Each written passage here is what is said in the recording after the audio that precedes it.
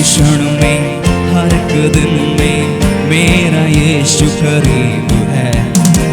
हर एक बात में मुश्किल हालात में मेरा यीशु तो साथ है। सब कहेंगे हर एक क्षण में हर एक मेरा यीशु करीब है। हर एक बात में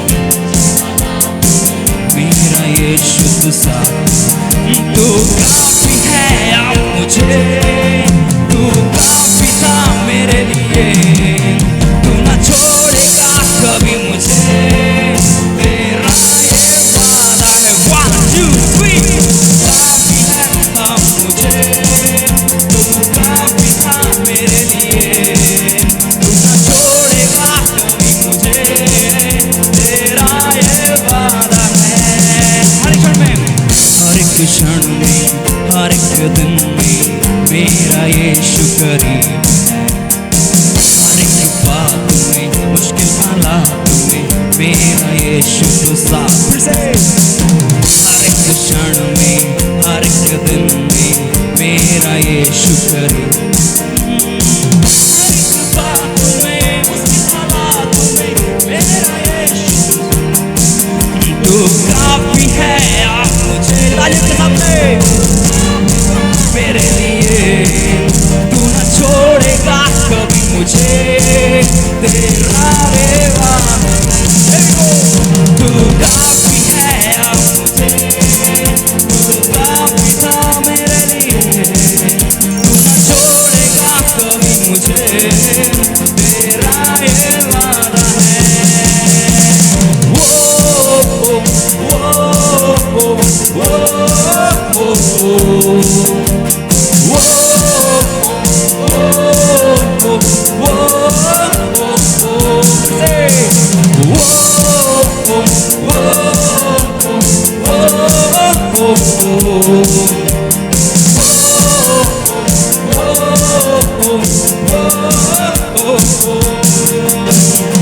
हर एक दिल में सारे जुबां पे यीशु तेरा नाम रहे। हर शहर में सारे देश में यीशु तू अब राज करे। हर एक दिल में सारे जुबां पे यीशु तेरा नाम रहे। सारे शहर में सारे देश में यीशु तू अब राज करे। मेरी गुजारिश है यीशु तू राज करे। तू काफी है अब मुझे, तू काफी था मेरे लिए, तू ना छोड़ेगा कभी मुझे, तेरा ये वादा है। 1 2 3 हालेलुया।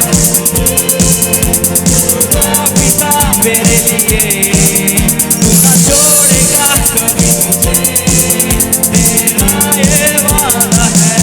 काफी है, तू काफी है अब मुझे, तू काफी था मेरे लिए, तू ना छोड़ेगा कभी मुझे, तेरा ये वादा है।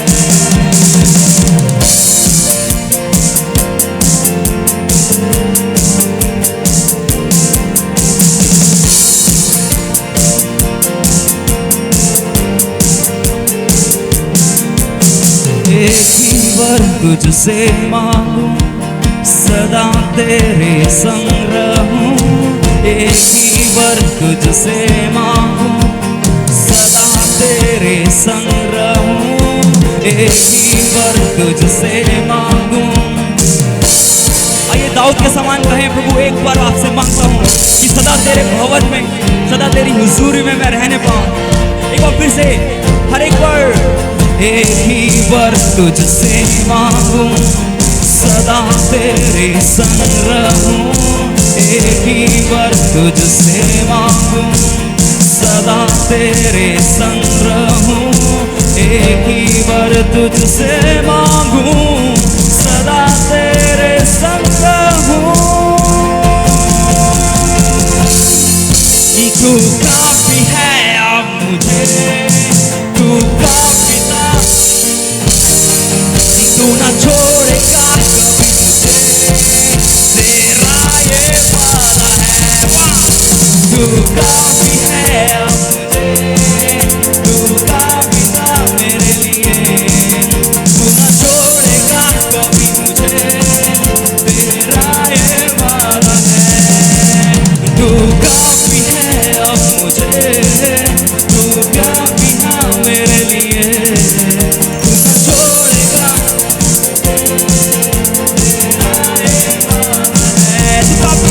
तू काफी है अब मुझे, तू काफी था मेरे लिए, तू न छोड़ेगा कभी मुझे, तेरा ये वादा है।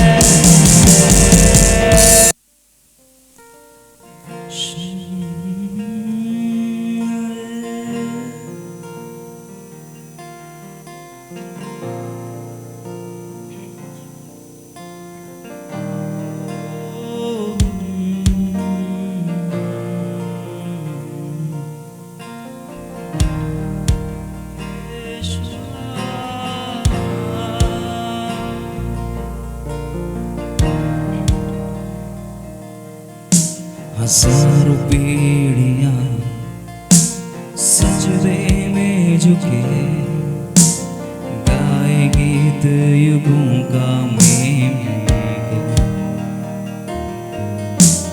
जो थे हमसे पहले, जो ईमान लाए, गाएंगे गीत युगों का मेरे को।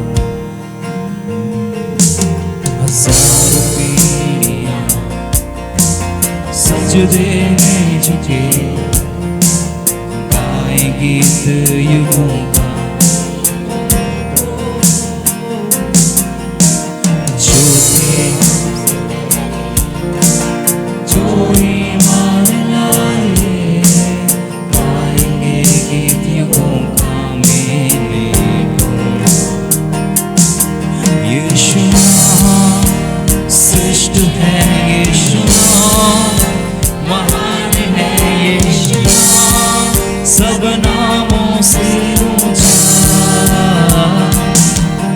सिंहासन शासन हुकूमत और ताकत, यीशु सब नामों से ऊंचा, सभी दूत गाएं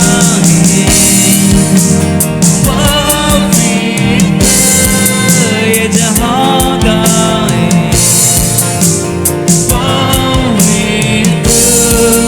ऊंचा उठाए, पवित्र सदा पवित्र।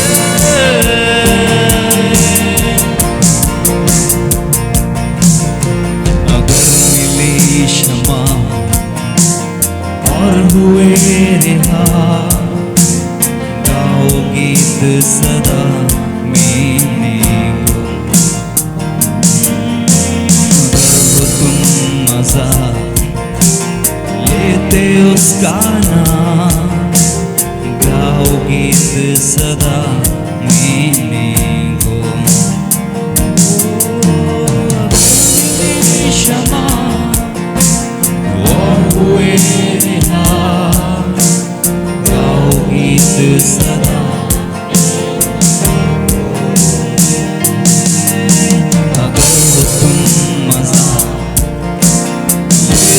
उसका नाम, गाओ गीत सदा मेरे को,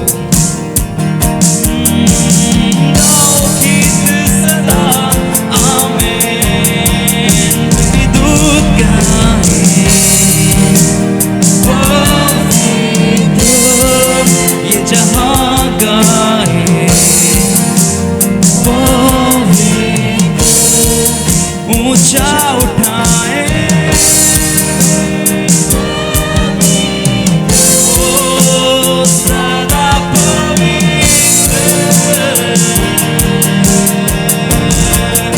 तेरे लोग आए पवित्र महाराजा को, पवित्र तू सदा रहेगा, पवित्र सदा पवित्र।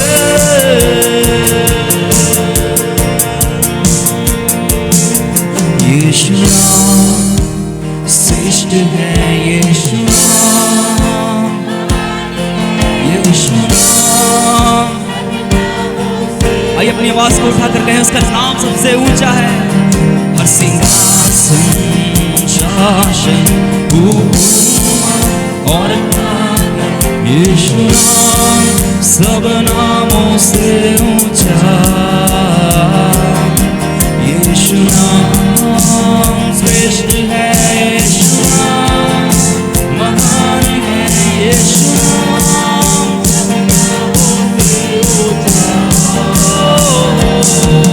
हर सिंहासन शासन हुकूमत और ताकत, यीशु नाम सब नामों से ऊंचा। सभी दूत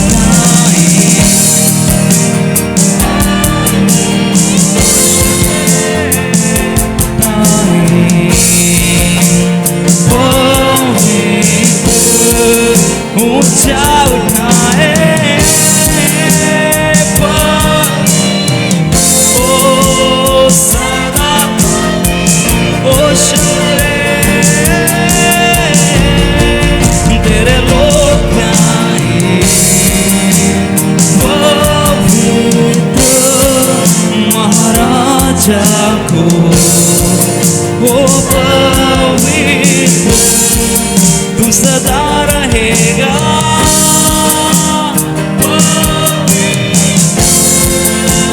सदा पवित्र यीशुआ सदा रहेगा। आइए अपनी आवाज को उठाकर कहें तू पवित्र है प्रभु, ओ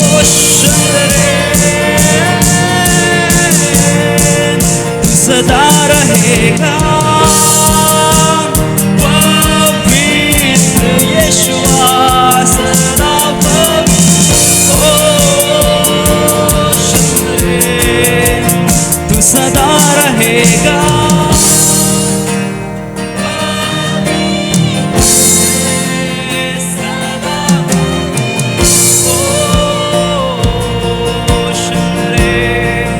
तू सदा रहेगा।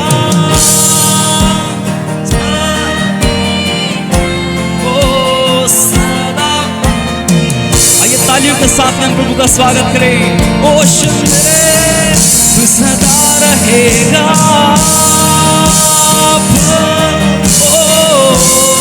ओ सदा ओ तू सर्वदा है, तू सदा रहेगा, पवित्र ओ शंकरे तू सदा रहेगा, पवित्र सदा पवित्र तू सदा रहेगा,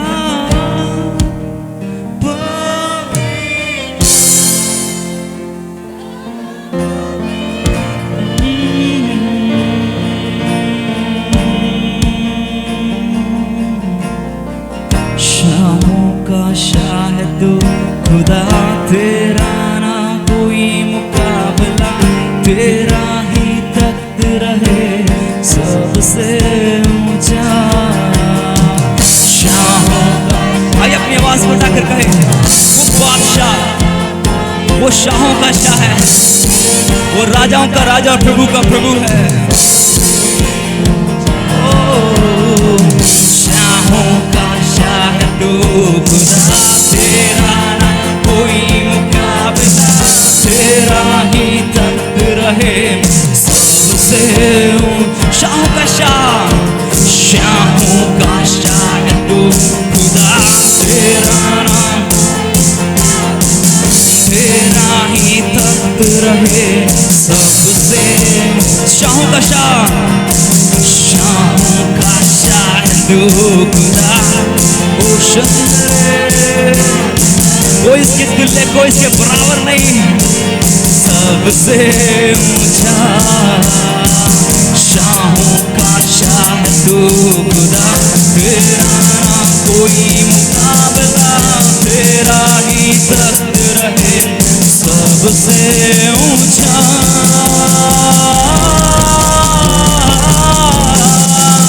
हजारों जुबानें गाएं तेरा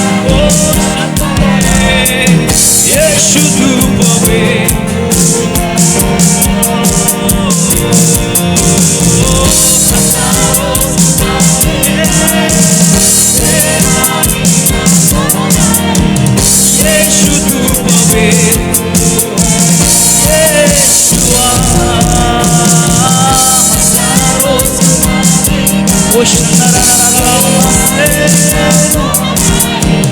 यीशु तू पवित्र है,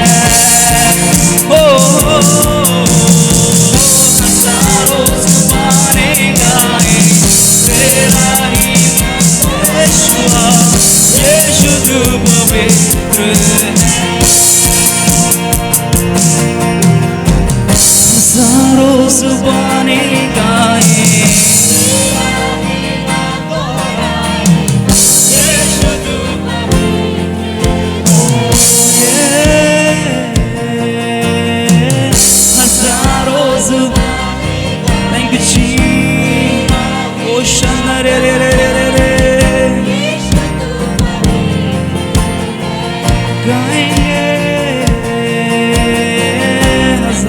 o sababa mama sekere adaraba masokoro bama yashike shora la bama seke Yeshua Hazaro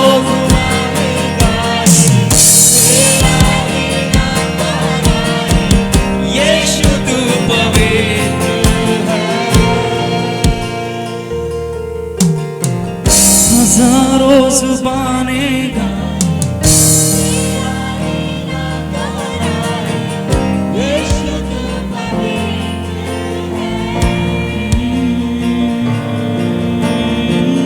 हजारों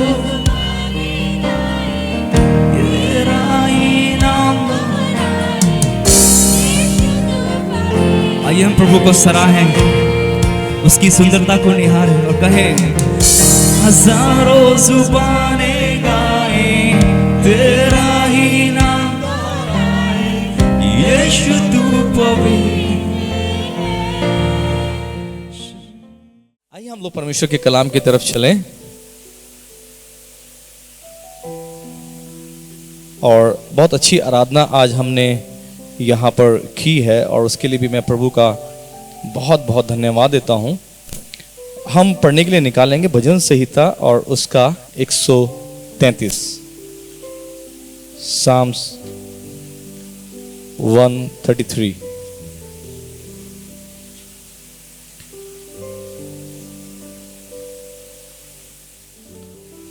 प्रभु का धन्यवाद हो कि कई जगहों पे लोग प्रभु से प्रार्थना करवाना चाहते हैं, चर्च में जाना चाहते हैं, लोग गए हैं और उन्होंने अपनी गवाही भी सामने रखी, क्योंकि पहले परमेश्वर ने उनके जीवन में कार्य किया।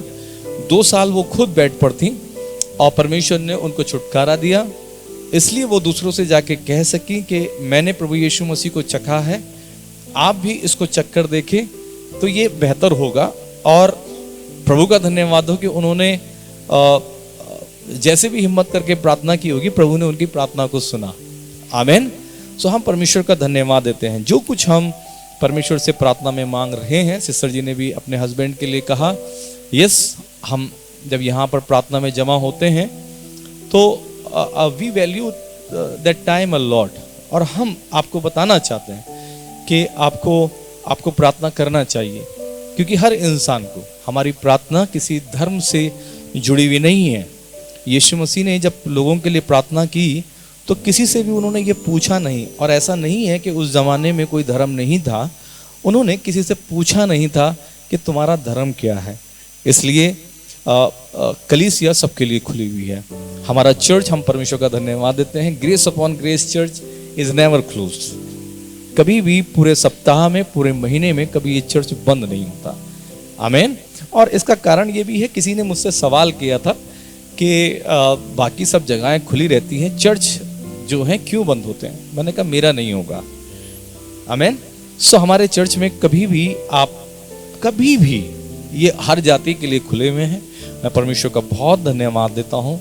यहाँ से बहुत से धर्म के लोग, सिख परिवार जो हैं, कई अंकल हैं, वो जाते हैं और जब भी उनका मन करता है वो आकर नीचे बैठ जाते हैं और परमेश्वर की उपस्थिति का आनंद उठाते हैं, छोटा मोटा हमसे बातचीत करते हैं। हाँ, पढ़िए। देखो, ये क्या ही भली और मनोहर बात है कि भाई लोग आपस में मिले रहें। यह तो उस उत्तम तेज के समान है जो हारून के सिर पर डाला गया था और उसकी दाढ़ी पर बहकर उसके वस्त्र की छोर तक पहुंच गया। यह हेम्रोन की उस ओस के समान है जो सियोन के पहाड़ों पर गिरती है। यहोवा ने तो वही सदा के जीवन की आशीष ठहराई है। हालेलुया। प्रभु के कलाम के पढ़े और सुने जाने पर बहुत बहुत आशीष हो। छोटी सी प्रार्थना कर लेते हैं। आज अपनी आंखों को बंद करेंगे। पिता परमेश्वर, मैं एक बार फिर से आपके चरणों में आता हूँ। प्रभु, अपने मन को पूरी तरीके से स्थिर करते हुए, सारा नियंत्रण आपके हवाले करते हुए, उन बातों को इस समय प्रभु आपकी कलीसिया के सम्मुख रखना चाहता हूँ जिसमें मैंने आनंद बनाया। और मैं प्रार्थना करता हूँ कि आपके बच्चे भी उसमें आनंदित हो सकें। Lord, we just want to give you glory and honour and praise. प्रभु, हम आपके नाम को ऊंचे पर उठाना चाहते हैं। प्रभु यीशु मसीह नासरी के नाम से मांगते हैं। सो आज में जब हम दोबारा से एकत्रित हुए हैं, मैं बात करना चाहता हूं एकता के बारे में। I want to talk to you about the unity. और अगर आप इस अध्याय को देखते हैं तो उसका टॉपिक जो ऊपर हेडिंग दिया गया है वह है भाइयों की एकता धन्य। आज हम एकता के बारे में बात करेंगे। और ये जो एकता है, हम बाइबल के अंदर में अगर देखते हैं तो प्रारंभ से ही हमको ये एकता जो त्रिएकता के रूप में नजर आती है। We see the God the father, God the son and God the holy spirit. हम पिता, पुत्र और पवित्र आत्मा की तीनों को मिलाकर एक एकता को देखते हैं। हालेलुया। लेकिन सवाल ये उठता है, एकता एक वास्तव में एक ताकत है। कितने लोगों को पता है एकता एक ताकत है? अच्छा, मुझे याद आ रहा था पुराना ज़माना। पता नहीं उस ज़माने में कई लोग पैदा भी हों या नहीं हुए हो। दूरदर्शन में एक गाना आता था, एक चिड़िया अनेक चिड़िया दाना चुगने आई, है ना, और है एक अनेक है चतुर चिड़िया। सुना है? कितने लोगों ने सुना है? ओके, बहुत कम लोगों ने सुना। ठीक है, ये साबित करता है कि ये बहुत पुराना गाना हो सकता है। ओके, इसका सार ये था कि चिड़ियाँ जो हैं वो जाल में फंस गई। ठीक है, जाल में फंस गई तो एक ने जोर लगाया, दो ने लगाया, नहीं हुआ। लेकिन जब सारी चिड़ियों ने जोर लगाया तो वो जाल को अपने साथी जाल उड़ा के ले गई। हालेलुया। बराबर। तो अनेकता में एकता की ताकत को वो गाना जो है बताता था। एकता बहुत ताकत होती है, लेकिन एकता का मतलब क्या होता है? What do you understand by एकता? एकता की परिभाषा क्या होती है? कोई बता सकता है एकता की परिभाषा क्या होती है? एक मन का होना। Very good. एकजुट होना है, एक साथ होना। आएगा उधर ही कहीं। ओके, चलिए ठीक है, इतना ज्यादा मैं आपको परिश्रम नहीं करवाना चाहता हूं। एक ही दर्शन को लेके चलना। Well, this word comes from the community. ये कहां से आता है? एकता शब्द वो आता है कम्युनिटी से। और कम्युनिटी को जो है दो भागों में बांटा जाएगा, com and unity. Com and unity, उन दोनों को अगर हम मिलाते हैं तो उसका मतलब ये होता है किसी एक कॉमन गोल के लिए, सामूहिक उद्देश्य के लिए जब सारे लोग मिलकर काम करते हैं तो उसको एकता कहा जाता है। सामूहिक उद्देश्य के लिए, सब लोग बोले सामूहिक उद्देश्य के लिए मिलकर किया जाने वाला कार्य एकता कहलाता है। अपने पड़ोसी को बता दें,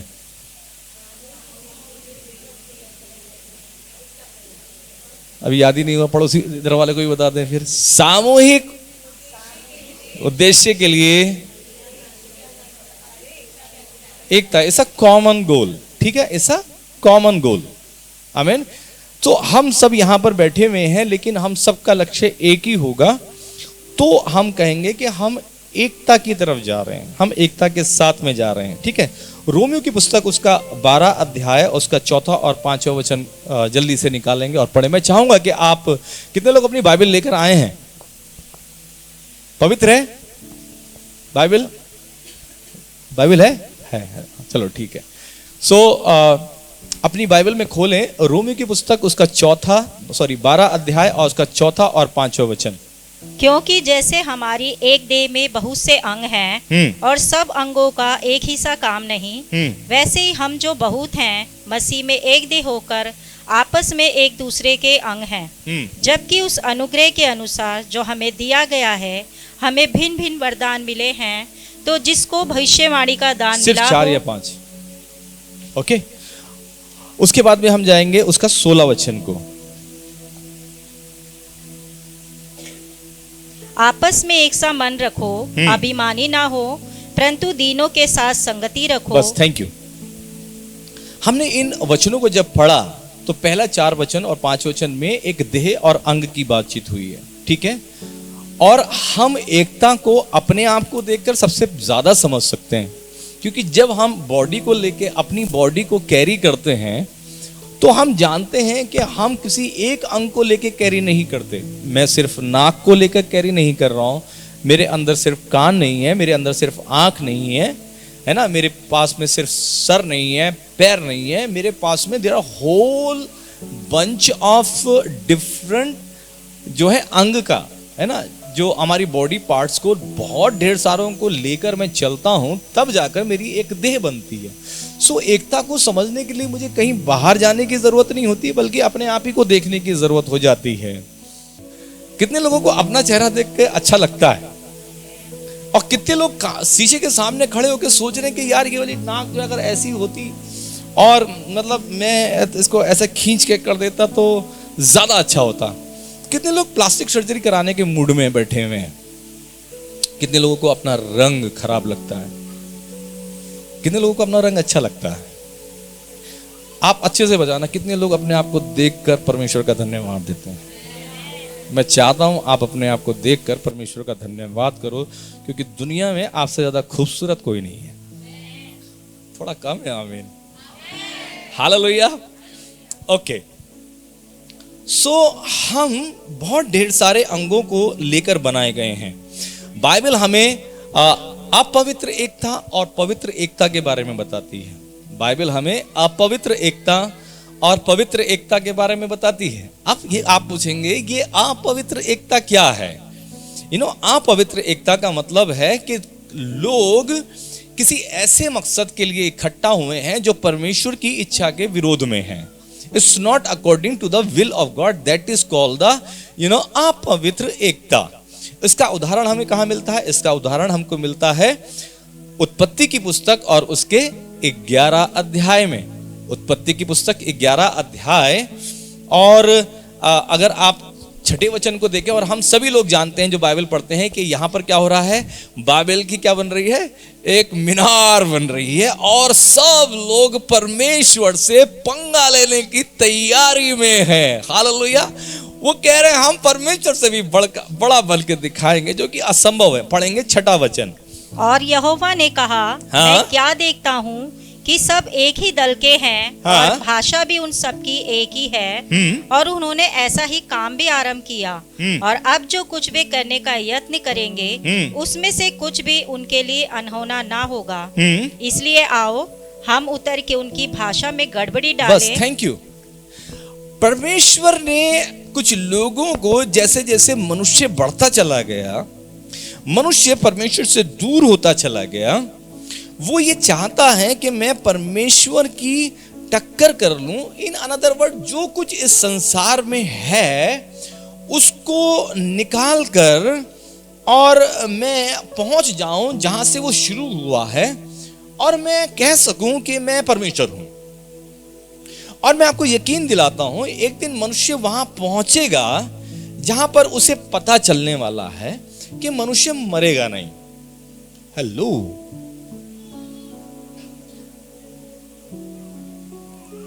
मैं आपको लिखकर दे सकता हूं इस बात को। वो उसके लिए आविष्कार होगा, वो कुछ नया रचेगा नहीं, लेकिन इसी खोजबीन में चलता अंततः जाकर वो पता करेगा कि एक दिन हम कुछ ऐसा इजाद कर लेंगे जहां मनुष्य नहीं मरेगा। और आदमी बहुत खुश होगा, क्योंकि मैंने आज ये अचीव कर लिया है कि मैं हमेशा के लिए कैसे जीवित रह सकता हूं, और खुश होगा। जबकि ये तो पहली बात थी जो प्रभु ने की थी। जब मनुष्य को बनाया तो परमेश्वर ने मनुष्य को अनंत प्राणी के रूप में ही तो बनाया। उसने मृत्यु को तो नहीं बनाया। मृत्यु, मैं हमेशा कहता हूं, मृत्यु हमने कमाई है, परमेश्वर ने हमको मृत्यु के रूप में नहीं बनाया। हालेलुया। फूलो फलो संसार भर में फैल जाओ। और यही कारण है कि हमारे सामने अगर कोई कैंसर वाला, अगर कोई बड़ी से बड़ी बीमारी वाला भी जब सामने खड़ा होता है तो हम हिम्मत कर पाते हैं और कह पाते हैं कि तू ठीक हो जाए यीशु मसीह नासरी के नाम से। Because we know when God created man, जब परमेश्वर ने मनुष्य को बनाया था तो मौत नहीं थी। और बाइबल में लिखा हुआ कि अंतिम शत्रु जो हारने वाला है उसका नाम मौत है। और यीशु मसीह ने मृत्यु पर ही विजय प्राप्त की। हालेलुया। यीशु मसीह मरे और तीसरे दिन मुर्दों में से जिंदा हो गए। हालेलुया। जोरदार ताली हम प्रभु के लिए बजा सकते हैं। और सिर्फ वो खुद मरकर नहीं गए, उन्होंने 4 दिन के लाजर को भी कहा, लाजर बाहर निकला, और वो 4 दिन का मुर्दा बाहर निकल आया। Praise God. हालेलुया। ओके, हम चलते हैं। ये उदाहरण था एक अपवित्र यूनिटी का। और परमेश्वर ने देखा, वहां लिखा था कि कुछ लोग जो हैं वो अपने आप को बड़ा बनाने के लिए they wanted to reach height. उन्होंने ये सोचा, उनके सीमित दिमाग से उन्होंने सोचा, चलो हम एक मीनार बनाते हैं जिसकी ऊंचाई इतनी हो जाएगी कि हम बिल्कुल ऊंचे पे खड़े हो जाएंगे और हम परमेश्वर से भी बड़े हो जाएंगे। और उन्होंने उस मीनार को बनाना शुरू किया। और जब वो मीनार बनने लगी तब परमेश्वर ने आपस में मालिका तो परमेश्वर ने ये सोचा, ये देखा कि जो कुछ ये कर रहे हैं ये संभव है, ये पहुंच जाएंगे वहां तक भी। और एक सिद्धांत निकल कर आया कि अगर हम एक मन होकर किसी कार्य के लिए करते हैं, चाहे वो पवित्रता के लिए, अपवित्रता के लिए ही क्यों ना हो, अगर आप गलत किसी कार्य के लिए एक मन होकर करेंगे तो वो गलत काम भी हो ही जाएगा। इसलिए प्रभु ने हस्तक्षेप किया और वहां पर उस कार्य को रोका। आमीन। लेकिन बाइबल हमें पवित्र एकता के लिए भी बताती है। पवित्र एकता का मतलब क्या है? अगर हम मत्ती 18 से लेकर और उसके 20 वचन तक देखते हैं, मत्ती की पुस्तक उसका 18 अध्याय और 18 से 20 को अगर हम देखेंगे, मैं तुमसे सच कहता हूँ, जो कुछ तुम पृथ्वी पर बांधोगे वह स्वर्ग में बंधेगा, और जो कुछ तुम पृथ्वी पर खोलोगे वह स्वर्ग में खुलेगा। फिर मैं तुमसे कहता हूँ, यदि तुम में से 2 जन पृथ्वी पर किसी बात के लिए एक मन होकर उसे मांगे तो वह मेरे पिता की ओर से जो स्वर्ग में है उनके लिए हो जाएगी। हालेलुया। यदि मैं तुमसे एक और बात कहता हूं कि यदि इस पृथ्वी पर 2 जन, कितने लोग आपकी प्रार्थना सुने जाने के लिए द मिनिमम रिक्वायरमेंट जो आपसे बोली गई है वो कितना है? 40-50 नहीं है प्रियजनों, 40-50 लोगों की नहीं है। आप अच्छे मन से 2 लोग एक मन से अगर किसी चीज के लिए प्रार्थना करेंगे तो वो हो जाएगा। आमीन। परमेश्वर मेरे द्वारा ही कार्य नहीं करेंगे, और मेरी इच्छा है, मैं चाहता हूं कि मेरे बच्चों के द्वारा परमेश्वर कार्य करे।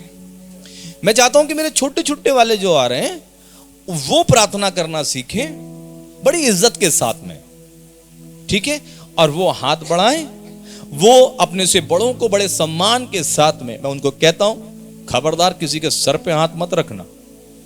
कोई तुमसे बड़ा दिखता है उसके पैर छू लेना और उसके लिए प्रार्थना कर देना सम्मान के साथ में।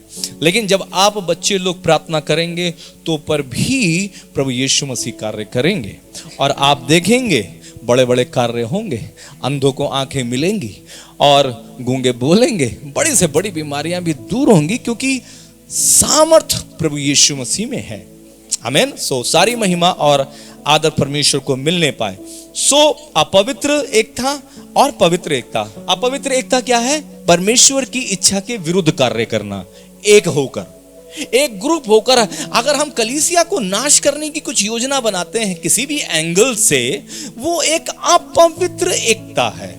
वो भी हो सकता है, कलीसियाएं टूट सकती हैं अगर हम अपवित्र एकता के चक्कर में फंस जाते हैं। लेकिन पवित्र एकता क्या है? आओ हम किसी की मदद करें, आओ हम लोगों के लिए प्रार्थना करें, आओ हम मिलकर अपनी प्रभु यीशु मसीह के साथ अपनी कलीसिया के लिए खड़े हो जाएं। दैट इज कॉल्ड पवित्र एकता। आमीन। सब लोग यहीं पर हैं? ओके। हम लोग एकता की बात कर रहे हैं। क्या ग्रेस अपॉन ग्रेस चर्च एक है? कुछ लोग आमीन बोले। फिर से पूछता हूं, क्या ग्रेस अपॉन ग्रेस चर्च एक है? हालेलुया। ओके। अब एक होने के लिए आपको कुछ जानना बहुत जरूरी है, और मैंने सोचा आज मैं आपको बता देता हूं, क्योंकि आपको पता ही नहीं होगा कि ग्रेस। अच्छा, कितने लोगों को यह पता है कि बाइबल में ग्रेस अपॉन ग्रेस है कहां? किसी को पता? आप सारे के सारे एक तो हैं। आपने कहा हम सारे ग्रेस अपॉन ग्रेस चर्च एक हैं, लेकिन क्या किसी को भी ये पता कि ग्रेस अपॉन ग्रेस है कहां बाइबल में? चलो कोई बात नहीं, आज मेरा मन जो है आपसे ज्यादा सवाल जवाब करने के लिए नहीं है, आपको सीधा उत्तर देने के लिए। Hallelujah, praise the Lord, be happy. प्रभु आपके जीवन में कार्य करे। ग्रेस अपॉन ग्रेस चर्च, अपनी परिभाषा को सुन लो। जब कोई आपसे पूछे क्या आपकी कलीसिया का नाम बाइबल में लिखा हुआ है, तो आपको कौन सा पद याद होना चाहिए? मैं चाहूंगा कि सारे के सारे स्क्रीन पे लिखे हुए इस वचन को आप पढ़ें, because this is the foundation of the grace upon grace church. क्या है? आइए हम सब लोग पढ़ेंगे। क्योंकि उसकी परिपूर्णता से हम सब ने प्राप्त किया है, अर्थात अनुग्रह पर अनुग्रह। आमीन। वेल, क्या किसी को हरीश इसमें मेरी मदद करना पड़ेगा, क्योंकि जो स्टेटमेंट ऑफ फेथ है हमारा, ठीक है, अगर आप उसको लगा सकते हैं, मैं चाहूंगा। वैसे तो मैंने इसको ग्रुप में डाला हुआ है ताकि आप सारे लोग जो ग्रेस अपॉन ग्रेस का स्टेटमेंट ऑफ फेथ है, हमारे विश्वास का क्या कथन है, उसको आप समझें। ठीक है, आप ग्रुप में जा सकते हैं और ग्रुप में आपको मिल जाएगा। अगर जब मैं बोलता रहता हूं तब तक अगर आ जाता है वो स्क्रीन पे तो बहुत अच्छी बात है। यू नीड टू नो, आप सबको जानना चाहिए कि ग्रेस अपॉन ग्रेस का फेथ स्टेटमेंट, विश्वास का कथन क्या है।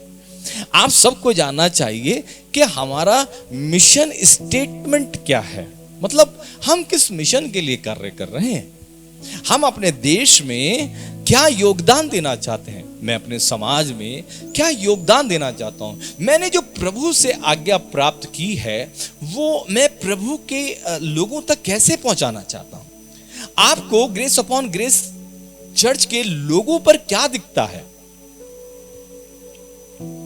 क्या दिखता है? बोले बोले बोले, डरे ना। कौन से रंग का? ये तो बड़ा अपवित्र जैसा दिखता है ना। क्योंकि कलीसिया में तो कुछ सफेद कबूतर ऐसा होना चाहिए। लेकिन बाय द वे काला कौवा आपको दिखता है, ब्लैक रेवन।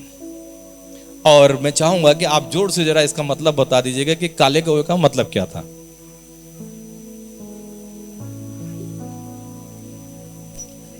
जब आपने काला कौवा देखा, आपने जब काला कौवा देखा, मैं आपको बताना चाहता हूं क्योंकि ये एकता की बात है। Until and unless you know who you are, until and unless you know, जब तक आपको ये नहीं पता आप कौन है, जब तक आपको बाइबल से अपना आधार नहीं पता, जब तक आपको अपना विश्वास का कथन नहीं पता, जब तक कि आपको अपना मिशन का कथन नहीं पता है, तो आप आगे बढ़ नहीं सकते हैं। क्योंकि मंजिल पता होना बहुत जरूरी है। और हम कौन लोग हैं?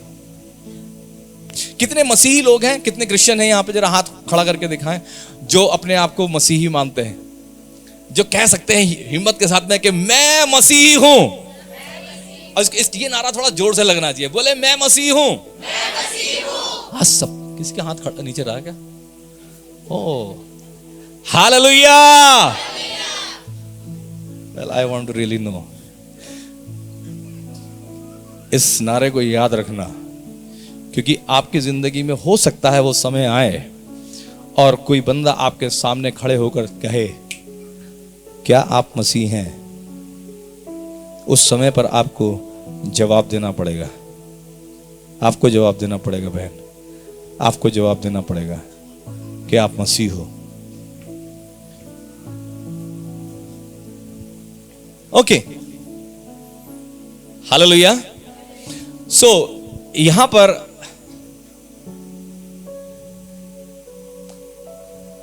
इतना इंग्लिश में लिखा हुआ है। Okay, what is the vision? Vision पकड़ लेते हैं, ठीक है। विजन क्या है?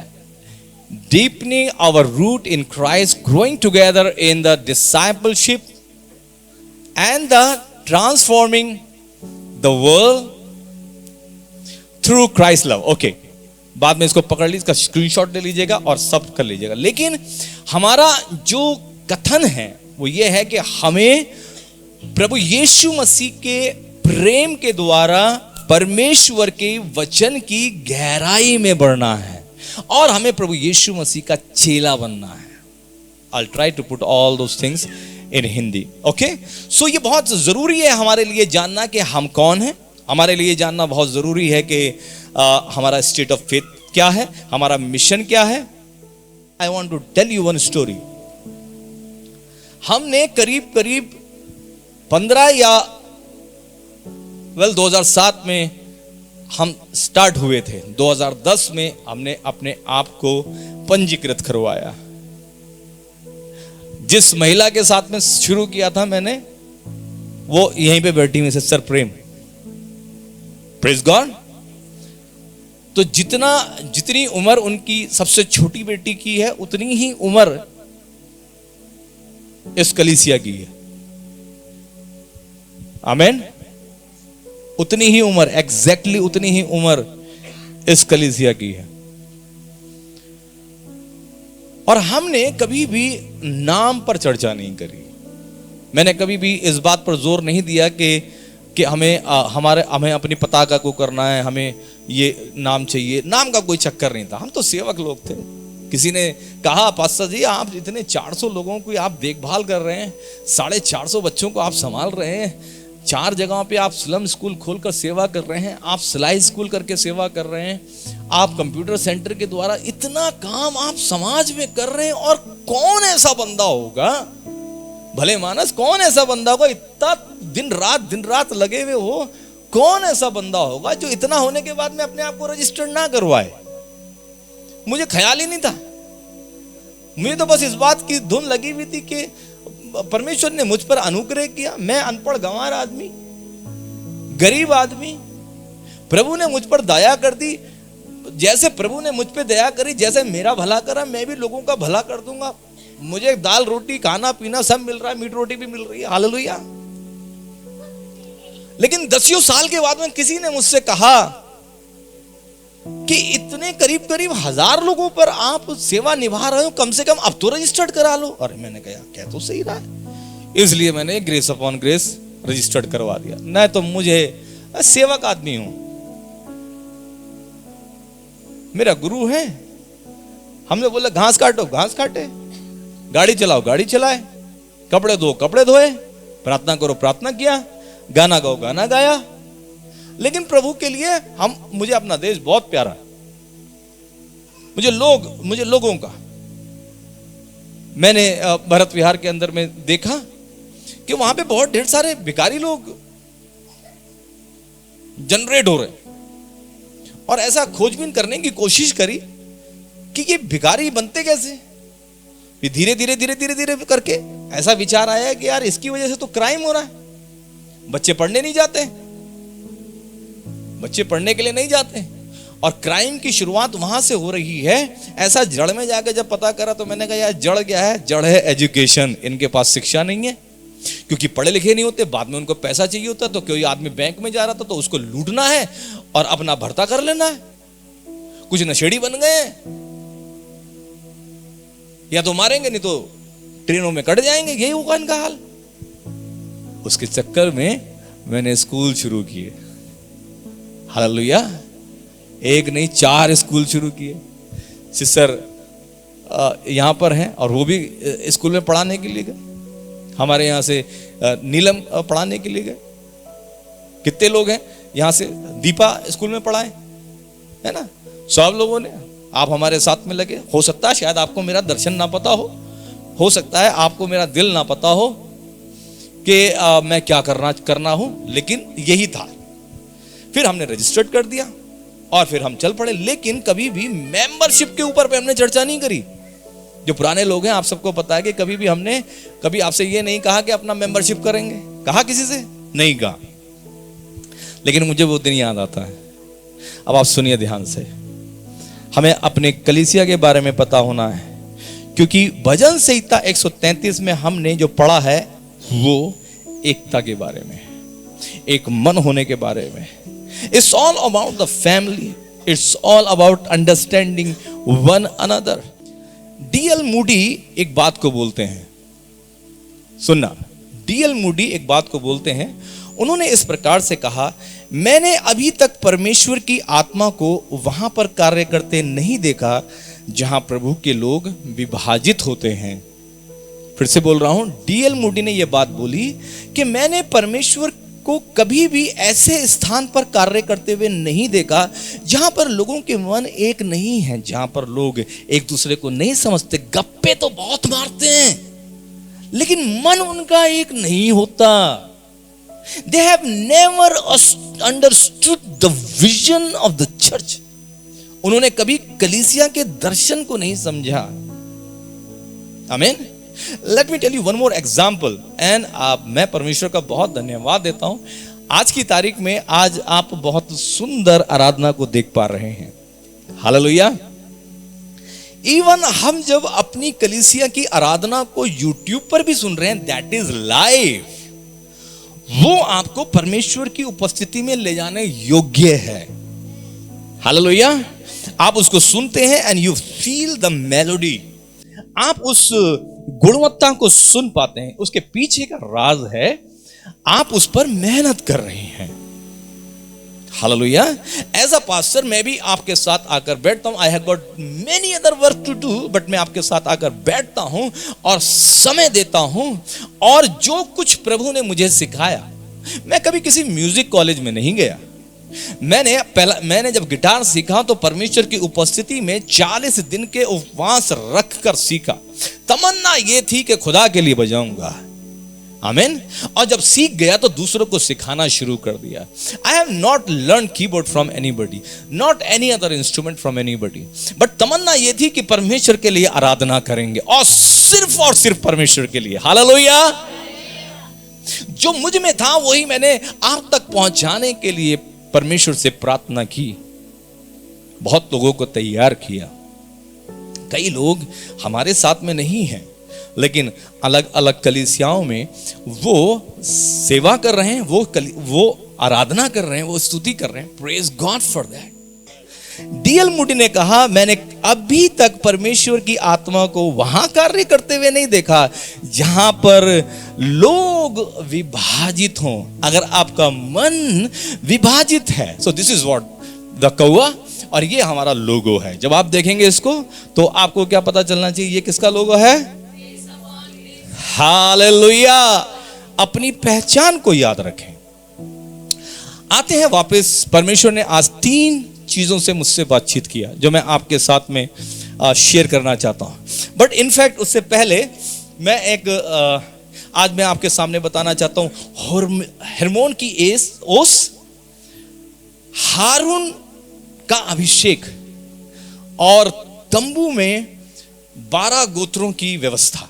ओके, एक और मजेदार जो है कहानी नहीं, एक लेखक की संदेश को मैं पढ़ रहा था।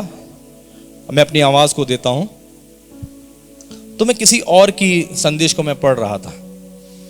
उस संदेश में 2 पक्षियों के बारे में चर्चा की गई, और वो लेखक कहने लगा कि एक दिन मैं एक पार्क में बैठा हुआ था। और मैंने क्या देखा कि सीगल नामक कोई पक्षी है जो कि यहां पर नहीं होता, कनाडा में, ठीक है। सीगल नाम का एक पक्षी है, और ये सीगल और एक और गीज करके, मैं टाइम की वजह से नहीं हो पाया, बट आप सुन लीजिएगा, आप बाद में उसको सर्च कर सकते हैं। तो सीगल नाम का एक पक्षी जो पार्क में उसको दिखाई दिया, और उसने कुछ दाना उसके लिए डाला। सीगल बहुत जोर से चिल्लाया, उसे पता नहीं था सीगल क्यों चिल्लाया उसने, लेकिन थोड़ी देर में क्या हुआ, उसकी आवाज सुनकर और भी सीगल, करीब 25-30 सीगल जो है वहां पर आ गए। और उस पक्षी सीगल को देखकर ये लेखक ने कहा कि मैंने ज्यादा सीगल्स की संख्या देखी, तो मैंने ज्यादा जो खाना था, ब्रेड था या खाना था, वो मैंने उसमें डाल दिया। और जब मैंने उसमें डाला तो मैं क्या देख पाया कि वो खाने के चक्कर में सीगल जो थे, वो खाने के चक्कर में आपस में लड़ने लग गए। पहले जो अकेला खा रहा था तो कोई लड़ नहीं रहा था, लेकिन जैसे ही और सीगल आया, खाना तो बहुत था, लेकिन मैंने देखा कि जो बड़ा सीगल था वो छोटे सीगल को चोंच मार मार के, इधर उधर धक्का मार के, लात मार के उसने क्या करा, खाने पे कब्जा कर लिया, और बाकी जो सीगल थे उनको भगा दिया। हालेलुया। वो एक साथ थे। सब लोग बोले एक साथ, क्योंकि लड़ाई यहां पर है, और इसको आप बहुत समझ लीजिएगा। वो एक साथ थे। सब लोग बोले वो एक साथ थे, लेकिन कर क्या रहे थे? क्या कर रहे थे? किस लिए? कलीसिया में भी ऐसा ही होता है। ग्लोरी ग्लोरी ग्लोरी, नॉट वो वाली क्रेडिट क्रेडिट क्रेडिट, श्रेय श्रेय श्रेय, नाम नाम नाम, photo photo photo, like like like, YouTube YouTube YouTube. एक साथ बनाम एकजुट, एक लड़ाई है। एक साथ बनाम एकजुट, और ये दोनों अलग अलग हैं। फिर उसी लेखक ने कहा कि मैंने एक और पक्षी को देखा, और उस पक्षी का नाम है गीज। उस पक्षी का नाम क्या है? गीज। जैसे एक बत्तख होता है, कुछ लोग ऐसा सोचते हैं कि गीज हंस है, लेकिन बत्तख और हंस के जैसा ही आप मानकर चल सकते हैं। एक और पक्षी है जिसका नाम है गीज, और गीज एक बड़ा पारिवारिक जंतु है, पक्षी है। उसकी बड़ी खासियत है, गीज हमेशा ऐसा शेप जैसा होता है ना, क्या कहूंगा उसको मैं,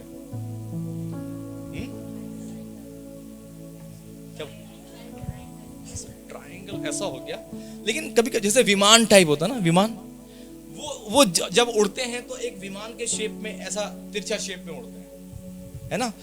एक लीड करेगा और वो काफी दूर तक उड़ते हैं। और उसकी स्टडी थी, मैं आज सुबह बैठ के उसको मैं खोजबीन में लगा हुआ था। आज हमारा चर्च 9 बजे शुरू हो गया, मुझे पता लगा मेरा तो टाइम खत्म है, क्योंकि मैं तो 10 बजे के हिसाब से खोजबीन में लगा हुआ हूं। हालेलुया।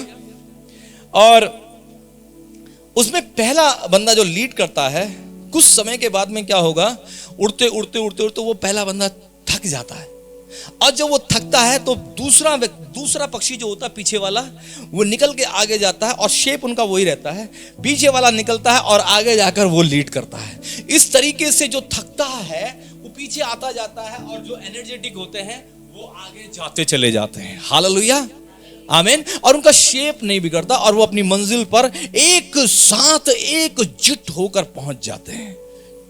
उसमें पक्षी के अंदर खास बात है कि जब माँ अपने बच्चों को भोजन कराती है तो पिता जो है वो दूसरे जानवरों से अपने बच्चों की रक्षा करता है। हालेलुया। और वो बहुत पारिवारिक होते हैं। जब उनका कोई नुकसान हो जाता है या गुजर जाता है तो आप उसको अपनी चोंच को, गर्दन को ऐसा करके और बड़ी शोकित मुद्रा में देखते हैं। इसका मतलब है कि जब उनके घर में कोई नुकसान होता है तो वो दुखी होता है, क्योंकि उसका परिवार है। ग्रेस अपॉन ग्रेस चर्च, आप सारे सदस्य इस बात को आज पहले रविवार में समझ लें कि हम एक परिवार हैं। हालेलुया। आप एक साथ तो हैं, लेकिन आपको एकजुट होने की आवश्यकता है। आमीन। अपने पड़ोसी से कहें, एक साथ होना काफी नहीं है, एकजुट होने की आवश्यकता है। जब लीडर थक जाएगा तो हम जाकर उसकी कमान को संभाल लेंगे, लेकिन हम अपने चर्च को, हम अपने परिवार को कभी नीचे नहीं गिरने देंगे। Hallelujah, hallelujah. ये जज्बा है। Praise the Lord. तू तगड़ा मैं तगड़ा ऐसा नहीं, हम में से जो भी अगर कोई कमजोर होगा, कोई बात नहीं, तू पीछे आ। और जब उसको पीछे करेंगे तो उसको हीन भावना से नहीं देखेंगे, उसको ये नहीं कहेंगे तुझको तो ये नहीं आता, तुझको तो वो नहीं आता। आज मैं देख रहा था, और मैं इस परमेश्वर का बहुत this is what lease,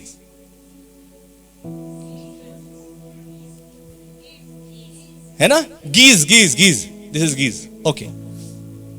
eagle नहीं है ये, कबूतर के, ये बत्तख के समान ही दिखता है, लेकिन बहुत अच्छा पक्षी है। Praise the Lord. ओके, चलिए। भजन संहिता 133 में हमने देखा, देखो यह क्या ही भली और मनोहर बात है कि भाई लोग आपस में मिले रहें। यह तो उस उत्तम तेल के समान है जो हारून के सिर पर डाला गया था और उसकी दाढ़ी पर से बहकर उसके वस्त्र की छोर तक पहुंच गया। ओके, सो ये सब कुछ का जब सार निकाला गया है आखिर में, तो उसको एकता कहा गया है। हारून के सर पर डाले जाने वाले तेल के समान। आमीन। अब ये हारून के सर से ये तेल उसकी दाढ़ी से होता हुआ कहां पहुंच रहा है? नीचे तक पहुंच रहा है। Praise the Lord, hallelujah. Haroon जो है महायाजक है। हारून क्या है? और अगर हम बाइबल के अंदर में देखते हैं, वो यीशु मसीह को दर्शाता है, क्योंकि हमारा जो महायाजक है वो कौन है? प्रभु यीशु मसीह है। और यीशु पिता में और पिता के द्वारा हम में, अगर यूहन्ना 17 में हम पढ़ते हैं तो उसकी प्रार्थना है कि हे पिता, जैसे हम हैं, हम एक हैं। आमीन। जैसे हम एक हैं, प्रभु ये लोग भी, यानी कि विश्वासी लोग भी, मसीह लोग भी, हम सब क्या हो जाएं? प्रभु एक हो जाएं। Praise the Lord, hallelujah. उस हारून का तेल उसके पैर, उसके कपड़ों से होता हुआ कहां पहुंच रहा है? नीचे पहुंच रहा है। उतना ज्यादा समय नहीं है कि मैं अगले लाइन पर ज्यादा चर्चा कर सकूं, लेकिन बाइबल कहती है, जो याजक की पोशाक है, उसके नीचे जो झालर लगी हुई है, उस झालर में चंगाई है। हालेलुया। उस झालर में चंगाई है। और आप जो 12 वर्ष से लहू बहने वाली स्त्री का जिक्र को देखते हैं, तो ऐਵੇਂ ही उसने जाकर ये नहीं कहा कि मैं जाके यीशु मसीह के अगर झालर को ही छू लूंगी तो मैं चंगी हो जाऊंगी। उसको पता है there is anointing from the head rolling through the beard and going to the end of the hem of the garment। एक अभिषेक है जो सर से लेकर चला है, दाढ़ी से होकर उतरा है, उसके कपड़ों से होते हुए आखिरी छोर पर जाकर वो एंड करता है। हालेलुया। और वो कहती है जहां वो अभिषेक बहा है और खत्म हो रहा है, मैं उसको जाके अगर छू लूंगी तो मैं चंगी हो जाऊंगी। हालेलुया। और बाइबल बताती है कि वो गई और उसने चुपके से उसके वस्त्र के छोर को छू लिया।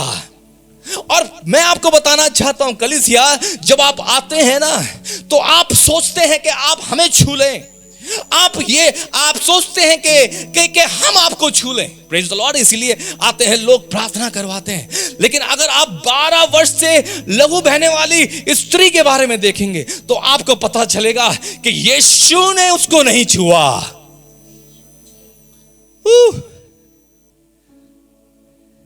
यीशु ने उसको नहीं छुआ, उसने यीशु को छुआ। और ऐसा छुआ कि उसके अंदर जो अनॉइंटिंग था, उसके अंदर जो चंगाई था, अपने विश्वास से वो खींच लाई।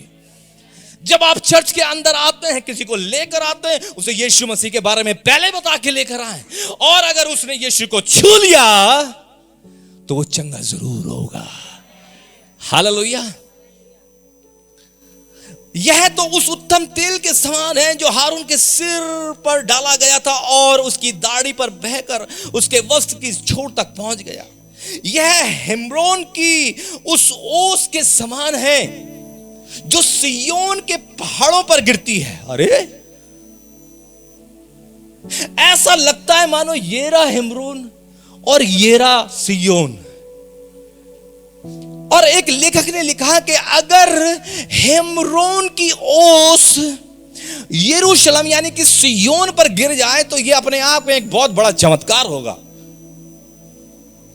क्योंकि हेम्ब्रोन की ओस का यरूशलेम तक पहुंचना नामुमकिन है।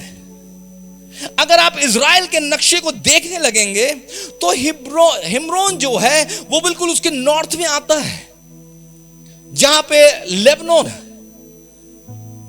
बिल्कुल नॉर्थ में आएगा, ऊपर की तरफ आएगा। और वहां से अगर आप यरूशलेम की दूरी को देखेंगे तो करीब 333 किलोमीटर बैठता है, करीब 300 किलोमीटर की दूरी पर है। और वो भी ऐसा आएगा, प्लेन में आपको मिलेगा। हालेलुया। मगर हेम्ब्रोन की ओस के बारे में जो लिखा तो ऐसा लगता है मानो जैसे कि हेम्ब्रोन यहां पर खड़ा हो और नीचे सिय्योन। मेरी बात को समझ पा रहे हैं आप? आमीन। जब ओस गिरती है तो ओस कहां से गिरती है? ऊपर से गिरती है। ओस यहां से गिरी, ओस यहां से गिरी और यहां पर आ गई तो समझ में आता है। लेकिन यहां तो ये ऐसा है, ये ऐसा नहीं है, ये ऐसा है। अब ये ओस यहां तक कैसे पहुंची? ये पानी यहां तक कैसे पहुंचा? उस जगह पर नदी का जिक्र नहीं किया गया। हालेलुया। उस जगह पर नदी का जिक्र नहीं किया गया, उस स्रोत का, उस चैनल का जिक्र नहीं किया गया जिससे वो पानी, जिससे वो अभिषेक जो हेम्ब्रोन में है वो यरूशलेम तक पहुंचता है। और मैं आपको बताना चाहता हूं, पवित्र आत्मा आपसे आज ये कहता है कि देयर आर रिवर्स, कुछ ऐसी नदियां हैं जो हेम्ब्रोन के पानी को निकालकर और यरूशलेम तक पहुंचाती हैं। हालेलुया। क्या आप मेरी बात को समझ पा रहे हैं? आपको परमेश्वर ने अभिषेक दिया है और वो दूसरी नदी तक पहुंचाता है, वो तीसरी तक पहुंचाता है, वो चौथी तक पहुंचाता है और वो आखिर तक पहुंच जाता है। हालेलुया। कुछ आपको मिलता है। ओ, गीत गाने का अभिषेक मुझे मिला है, मुझे परमेश्वर की आराधना का अभिषेक मिला है और मैं उसको बढ़ाया दूसरे वाले ने, तीसरे वाले ने, तीसरे ने चौथे में, चौथे ने पांचवें में। इस तरीके से आज हजारों लोग जो हैं वो परमेश्वर के आराधक बन गए। हालेलुया। क्या आप मेरी बात को समझ पा रहे हैं? और मैंने कहा तीसरा और आखिरी बात जो मैं आपसे कहना चाहता हूं, इसको आप समझें। यहां लिखा है यहोवा ने तो वही वो स्थान है एकता का। कहां पे? जहां पे लोग एक साथ नहीं है। हाँ, समझ लेना, हम तो आपके साथ हैं ना। आप मेरे दिमाग के हिसाब से मेरे साथ तो एकजुट हो, समझ रहे? जहां पर आप एक साथ नहीं है, जहां पर आप क्या हो, एकजुट हो। जहां पर परिवार का एक जन गाना गा रहा है और दूसरा जन जो है बाहर के काम देख रहा है, मैं परमेश्वर का धन्यवाद, मैंने शिकायत करना छोड़ दिया। आमीन, because I am understanding now. ओ कई लोग हैं जो घर में हैं और बढ़िया माल कमा रहे हैं, नोट कमा रहे हैं। ओ प्रभु आपको आशीष दे, कमाते रहो, देते रहो। Hallelujah.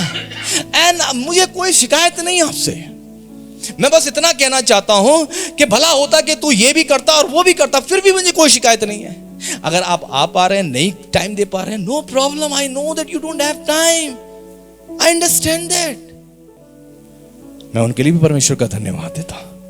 So both are equal, कोई बड़ा छोटा नहीं है। हम सब क्या है, एक साथ नहीं है, हम सब क्या है, एकजुट है। हालेलुया। आखिरी बात कह रहा था मैं, तंबू के चारों ओर 12 गोत्रों की सजावट परमेश्वर ने हमने, और मैं आपको बताना चाहता हूं, इन दिनों में मैं सोच रहा था कि दो लोगों से, एक तो हमारे पास में आके कर गए, तंबू पे प्रचार किया, टैबरनेकल पर। एक जिनको मैं अपनी वॉइस दे रहा हूं, pastor Prince from Singapore, he is also teaching the same subject, अलग अलग तरीके से। कुछ तो बात है, जब कोई चीज बार बार पवित्र आत्मा आपके सम्मुख में लेकर आ रहा है, इसका मतलब उसमें कुछ गहरा राज छुपा हुआ है, और उसको हमको समझने की और उसको हमको मानने की, उसको आत्मसात करने की जरूरत है। मुझे बड़ा अच्छा लगा जब 12 गोत्रों को तंबू के चारों तरफ रखा गया। 12 गोत्रों को जब रखा गया है तो उसकी व्यवस्था कुछ ऐसे है, बीच में तंबू है और तंबू के चारों तरफ 3 इधर, 3 इधर, 3 पूरब में, 3 पश्चिम में, 3 उत्तर में, 3 दक्षिण में। इस तरीके से उन 12 गोत्रों को रखा गया, और सबके मुंह जो हैं वो तंबू की तरफ है। कोई भी ऐसा नहीं है जो तंबू की तरफ पीठ करके खड़ा हो। हालेलुया। फ्राइडे को मैंने ये बताया था कि हमारी आंखें प्रभु यीशु मसीह पर लगी रहें, इसलिए परमेश्वर ने अपने आप को क्या करा, बीच में। और सब लोग बोले बीच में। प्रभु यीशु मसीह हमेशा बीच में है। बोले प्रभु यीशु मसीह बीच में है। प्रभु यीशु मसीह साइड में नहीं होते, प्रभु यीशु मसीह हमेशा बीच में। यूहन्ना कहता है प्रकाशित वाक्य में, जो मुझसे बातचीत कर रहा था, जब मैंने उसकी तरफ मुड़कर देखा तो मैंने देखा कि वहां पर एक दीवट है जिसकी 7 शाखाएं हैं, लैंप है, और प्रभु यीशु मसीह उस लैंप के बीचों बीच में है। आमीन। जहां 2 और 3 मेरे नाम से इकट्ठा होते हैं तो मैं उनके बीच में होता हूं। पति पत्नी 2 धागों की टूट जाएगी, लेकिन 3 धागों से बंधी हुई जो डोर होती है वो कभी भी नहीं टूटती। क्यों? क्योंकि पति और पत्नी के बीच में कौन है?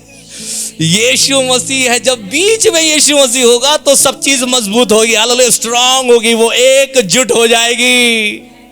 इसलिए परमेश्वर ने यहां पर भी 12 गोत्र हैं, लेकिन अपने आप को कहां रखा है? बीचों बीच में। लेखक ने इस प्रकार से कहा कि हमें चिंता रहती है कि वो शैतान जो है वो हमको पीछे से वार करेगा, लेकिन परमेश्वर ने उससे कहा ना, तुम्हारी आंखें मेरी तरफ लगी रहे। एक गूढ़ बात कह के खत्म कर रहा हूं। हम बहुत सीमित हैं। हम सोच रहे हैं शैतान हम पर आक्रमण करेगा। मजे की बात, आगे कभी बताऊंगा, मजे की बात है, शैतान आप पर आक्रमण नहीं करता ना। पता शैतान किस पर आक्रमण करना चाहता है? शैतान आक्रमण करना चाहता है इस पॉइंट पर, क्योंकि ये है यीशु की महिमा, शैतान आपका दुश्मन नहीं, शैतान प्रभु यीशु मसीह का दुश्मन है। क्यों? क्योंकि वो उस सिंहासन को चाहता था जो अंत में प्रभु यीशु मसीह को मिल गया। हालेलुया। भजन में लिखा है पुत्र को चूमो, जबकि शैतान चाहता था, इब्लीस चाहता था कि लोग मुझे माने, लेकिन परमेश्वर ने कहा ना, इसको नहीं, पुत्र को चूमो। सो आज अगर आक्रमण हो रहा है प्रियजनों, तो आप पर नहीं हो रहा है। किस पर आक्रमण हो रहा है? प्रभु यीशु मसीह पर आक्रमण हो रहा है, उसकी महिमा पर आक्रमण हो रहा है। और संभालेगा कौन फिर? इसीलिए सबके मुंह क्या बोले कि मेरी तरफ मुंह कर लो, और पीछे का सारा काम जो तुमको छूता है, जो तुमको छूता है वो मेरी आंख की पुतली को छूता है। समय नहीं है कि अब हम आंख के बारे में बात करें, लेकिन आंख की पुतली को छूने से पहले कुछ काम होता है।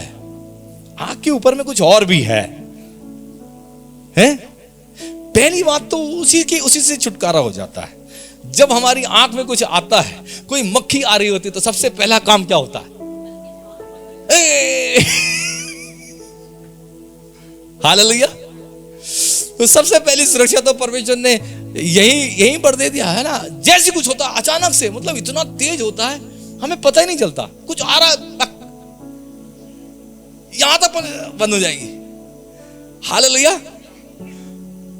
लेकिन प्रभु कह रहे हैं कि जो तुमको छूता है मेरी आंख की पुतली को छूता है, और मेरा दाहिना हाथ। कौन सा वाला हाथ? दाहिना हाथ कौन सा होता है? राइट वाला। अपना राइट हैंड उठा लो जरा।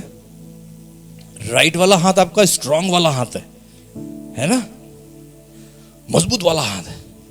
तो प्रभु का वचन कहता है कि मेरा दाहिना हाथ क्या करेगा? उसको संभाल लेगा। सोच के देखो, यीशु परमेश्वर का एक स्वर्गदूत, मैं कहता हूं एक छोटा सा ऐसा कन का उंगली यूं करके करा, 1,85,000 दुश्मन साफ कर दिए एक बार में। ये सामर्थी हाथ जब परमेश्वर का उठेगा तो समझ लो क्या हाल होने वाला है। उसकी फूंक से, उसकी नथनों के श्वास से। कोई भजन कहता है कि हिरणियों के गर्भपात हो जाते हैं, हिरणियों के गर्भपात हो जाते हैं। पहाड़ जो है वो धू धू धू करके जलने लगता है जब परमेश्वर अपना हाथ बढ़ाएंगे। तो कौन आपको छू सकता है? इसलिए वचन में लिखा है, यदि परमेश्वर हमारे साथ में है तो कौन हमारा विरोधी हो सकता है? प्रभु आपको आशीष दे। और हम इस भजन के हिसाब से, आमीन, एक बार फिर से मैं उसको पढ़कर खत्म करना चाहूंगा। भजन संहिता 133। यह हेर्मोन की उस ओस के समान है जो सिय्योन के पहाड़ों पर गिरती है। यहोवा ने तो वहीं जहां एकता है, जहां सबका मन एकजुट है, यहोवा ने तो वहीं पर सदा के जीवन की आशीष को रखा है। हालेलुया। आशीष हेर्मोन से चली थी, लेकिन पहुंची कहां? परमेश्वर के लोगों के पास, यरूशलेम में। परमेश्वर के लोग यहां पर बैठे हुए हैं। आशीष आपके लिए चल पड़ी है, और आपकी आशीष आप तक जरूर पहुंचेगी जब हमारा मन एक होगा।